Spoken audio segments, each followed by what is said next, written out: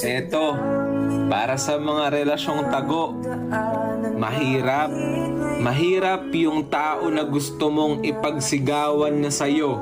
Hindi mo magawa kasi hindi pwede.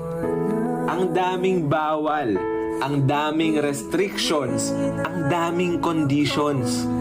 Ang masakit lang sa relasyong tago ay hindi nyo maipapakita sa mundo kung gaano kayo kasabik sa isa't isa. Tila ba pareho kayong nakakulong sa hawla? Kaya sa mga relasyong tago dyan, kapit ng mahigpit, papasan pa at magiging maayos din ang lahat.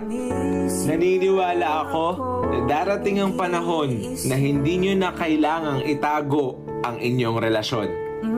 Tiwala at effort nyong dalawa ang kailangan. At syempre, pagmamahal.